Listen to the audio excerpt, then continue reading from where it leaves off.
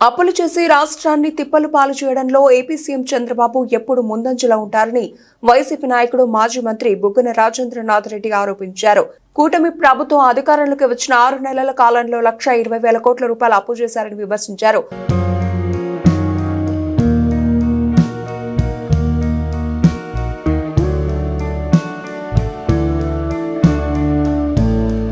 అప్పులు చేసి రాష్ట్రాన్ని తిప్పలు పాలు చేయడంలో ఏపీ సీఎం చంద్రబాబు ఎప్పుడు ముందంజలో ఉంటారని వైసీపీ నాయకుడు మాజీ మంత్రి బుగ్గన రాజేంద్రనాథ్ రెడ్డి ఆరోపించారు.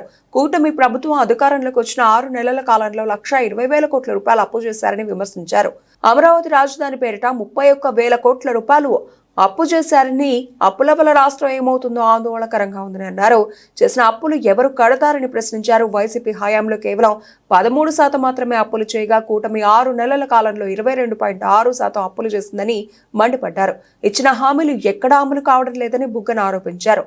చేనేత రుణాలు మాఫీ, పుట్టిన ప్రతి బిడ్డకు మహాలక్ష్మి పథకం కింద డబ్బుల హామీ ఎంతవరకు వచ్చిందని పేర్కొన్నారు. ఇచ్చిన హామీలు అమలు చేయకుండా విజన్ డాక్యుమెంట్ పేరిట ప్రజలు మరోసారి మోసం చేస్తున్నారని దుయ్యబట్టారు. రాష్ట్రంలో విచ్చలవిడిగా బెల్ట్ షాపులు పెట్టారని ఆరోపించారు. ఇంటికో ఉద్యోగం ఆటకెక్కిందని వాపోయారు.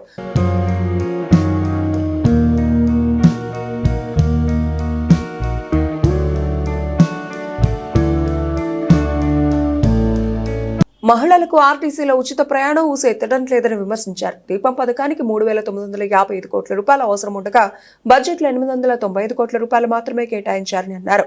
ప్రభుత్వ పథకాలు అమలు కాకుండా నిలదీస్తానని కూటమిలో ఉన్న నేత గతంలో వివరించారని, అదే నేత ఇప్పుడు మౌనంగా ఎందుకు ఉన్నారో తెలపాలని డిమాండ్ చేశారు.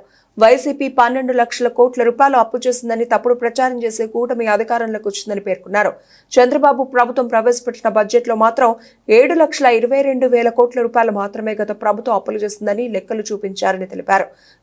ఇందులో కూడా గత టీడీపీ చేసిన అప్పులే సగం వరకు ఉన్నాయని ఆరోపించారు.